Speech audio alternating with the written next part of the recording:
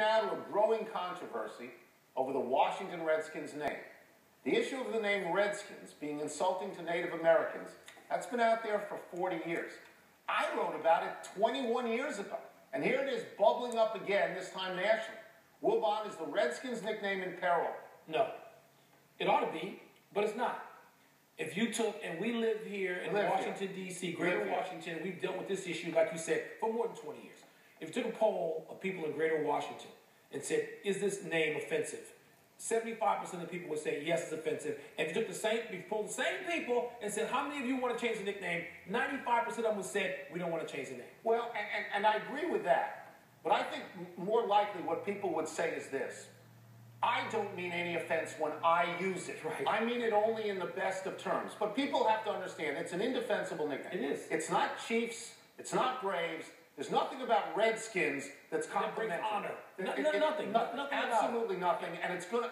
I disagree with you in Where's this regard. Where's the pressure, Tone? Who's going to apply the pressure? You know the owner doesn't want to do this, Daniel Snyder. And the owner before him, Jack Kent Cooke, didn't want to change it either. Snyder doesn't want to do it. Cook didn't want to do it. The mayor of the city now wants it done. It's not just columnists and news anchors and stuff like that. This is what I think is going to happen. Because I wrote this piece about 21, 22 years ago, and I reviewed it today. I talked about how the wheel of the culture was grinding slowly, but grinding. The change now in the culture is this. Because of social media, you can find out instantaneously what millions of other people are thinking. I agree with you. This is what I think is going to happen within 3 years. You're talking about national thought versus local thought. That's right. And I don't know, Tony, when it comes to an NFL team, the national thought can bring enough pressure if that team is insulated by local thought. But what I think will happen is this, that Roger Goodell will go to Dan Snyder and they'll sit down in a room and they'll say, let us help you out. We want you to change this name. Let us What's make the name going to be? You can keep the feathers, you can keep the song, you can keep all of it.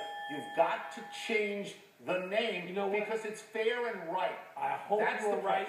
I hope parties are that enlightened. We've switched roles. I'm the skeptic on this. I hope you're right. Seems we never